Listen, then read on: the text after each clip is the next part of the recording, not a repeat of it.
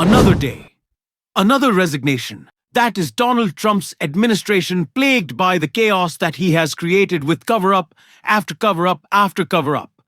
And this time, it is Epstein that is once again causing Donald Trump the issues that are ending his administration. Because as his own chief of staff very well understands, everyone under Donald Trump's White House, they're at each other's throats. They're out to save themselves. And that is exactly why Donald Trump just saw another top official resign. Because a shocking Epstein leak is once again revealing why everyone in this administration is terrified of what is to come. And we are going to get into why that led to a new resignation.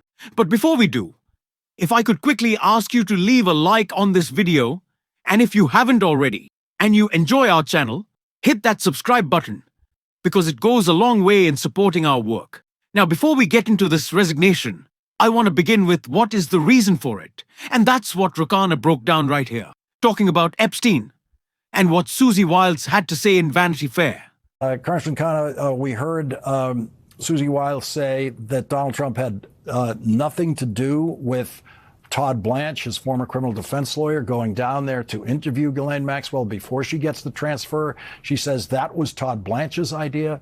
What do you make of what you learned about this from this interview?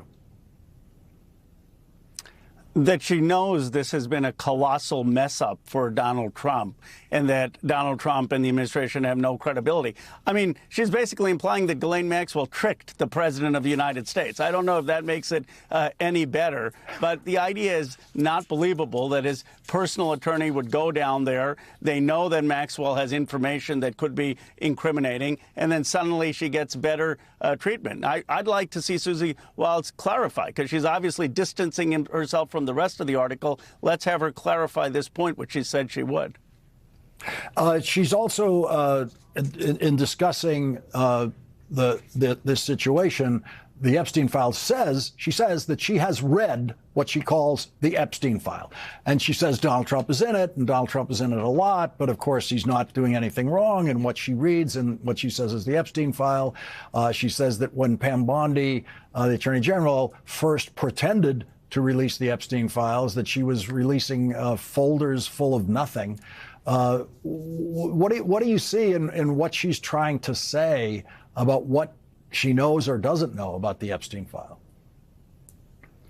Well, it's what I find bewildering is these people are acting as if they're bystanders watching your program and have nothing to do with it. If she's read the files, just release the files. Why did you make Thomas Massie and I go through all of this? Why have you made the survivors come to the Capitol twice and having to tell their stories, relive their trauma again and again? If you read the files and you don't think Donald Trump is implicated, release the files. And that is what is so infuriating. If you thought rightfully that Pam Bondi whiffed and that you're really engaged in a cover-up, why didn't you, as chief of staff, say we need to release the file? I love how Roe points out what is the obvious truth that Susie Wiles is admitting that Donald Trump is dumb enough to get tricked by Ghislaine Maxwell.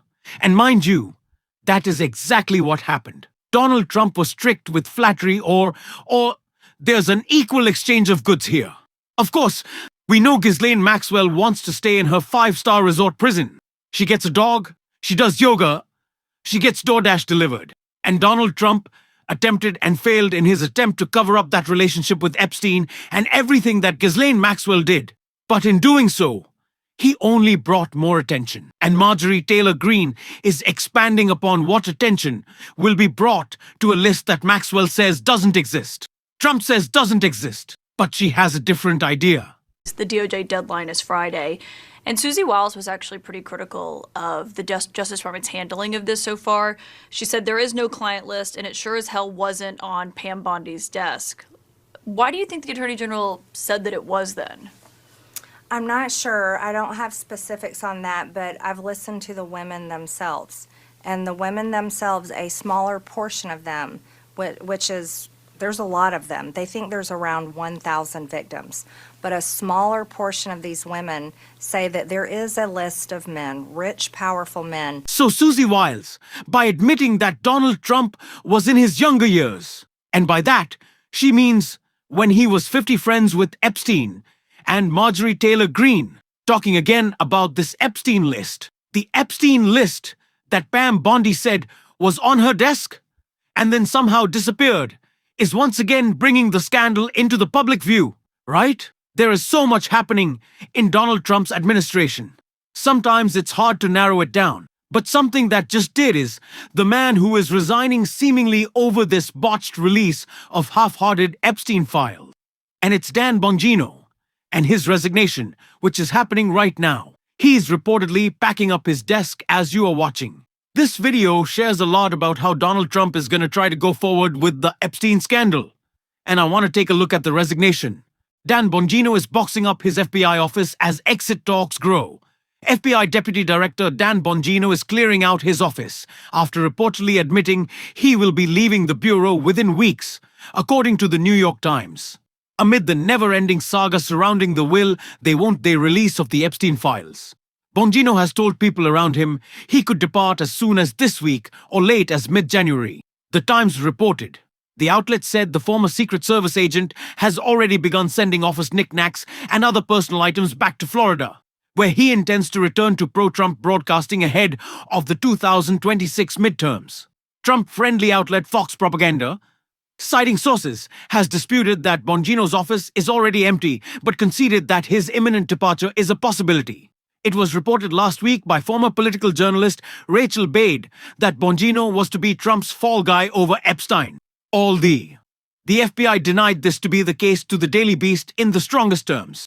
An FBI source told the Daily Beast on Wednesday, "While we all serve at the pleasure of the president," of course, it's not in any way true. Bongino is being asked over the Epstein files or anything else. If and when he does leave, it would be on his own. On his own. Sure, absolutely. It is definitely Dan Bongino's decision to leave. This resignation, to me, kind of illustrates a couple of things. One is the fact that Donald Trump understands he needs a fall guy. And two, that Bongino, who I don't think of as a smart person, but I do think he understands the MAGA landscape, wants a bit of distance from this scandal. He knows that the Epstein cover-up is the biggest black mark that can be put on MAGA right now. It is not stealing people's healthcare. It is not racism or transphobia. Certainly they celebrate that. It's not even just association with pedophiles, because they've looked past that. It is this scandal, this lie, and this cover-up, keeping it all from MAGA, is what they view is the gravest sin, is the greatest sin. That is what they think that's what they're saying right now. And so Bongino is reading the situation and saying, if I want to continue to be a MAGA podcaster, if I want to continue my grift, which is, by the way, the most sacred thing to MAGA, the grift, I gotta leave. He understands that it's also an opportunity for Donald Trump to maybe shake things up more at the FBI, get rid of Kash Patel, the talks of his firing being imminent. Those are being reported right now. But it's just another example of the shakeup happening within MAGA and how chaos is constant under Donald Trump's White House. And it's not just at the FBI, it is also his chief of staff. I think Lawrence O'Donnell gave the best summary in a segment that he had last night. He wants to keep on blowing boats up until Maduro cries uncle, and people way smarter than me on that say that he will.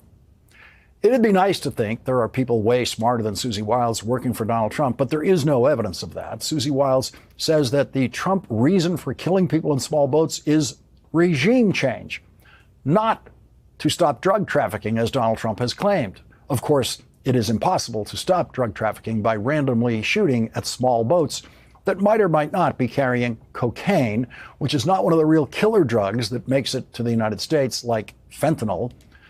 That's the most deadly illicit drug in America, fentanyl. And tonight, Donald Trump announced that he intends to impose a naval blockade on oil tankers in and around Venezuela. So now it's about oil and not about drugs. Susie Wiles said that J.D. Vance's conversion from someone who used to compare Donald Trump to Hitler to a Trump worshiper was, quote, sort of political. He's an avowed ketamine user, is how Susie Wiles explained Elon Musk's depraved destruction of the United States Agency for International Development. Quote, I was initially aghast Wiles told me, because I think anybody that pays attention to government and has ever paid attention to USAID believed, as I did, that they do very good work. Yes, they do. Life-saving work. Yes, they did. They did very good work. They were saving lives every day, and now thousands of people are dying because Susie Wiles just watched as Elon Musk did whatever he wanted to do. Not the way I would do it, is what she said about Musk's crushing USAID. What did Donald Trump know about the United States Agency for International Development? Susie Wiles said, the president doesn't know and never will. He doesn't know the details of these smallish agencies. Donald Trump doesn't know and never will know what USAID was doing before he destroyed it. He does not know that USAID was saving lives by the thousands. Bill Gates described what Elon Musk did to USAID as the world's richest man killing the world's poorest children, and Susie Wiles helped Elon Musk in, as Bill Gates put it, killing the world's poorest children. One unnamed former Republican White House chief of staff told Chris Whipple, I find that immoral. Immoral is what they do. Immoral is Donald Trump's brand. Everything is falling apart for Donald Trump. And it's gonna be difficult for him to have a fall guy in any meaningful way when we know that every single person who works for this administration is simply an extension of Trump. And so it is hard for him to find the person to point to and say your fault. When they are all taking their direction from Donald Trump, makes the cover-up a lot more difficult too. When the only people that you can hire are fucking stupid. That is Donald Trump's administration. And that is why it is falling apart. And that is why we're really going to enjoy it, especially on this well-dressed Wednesday. And if you want to support this show and the gimmicks that are to come, because there's more gimmicks on the way. One might involve a buddy, the elf. Stay tuned to that. As always, you can hit that subscribe button, leave a like on this video. If you stuck around to the end, drop a blue heart in the comments. Keep on fighting, y'all. Don't let them silence you. And until next time, I'll see you soon.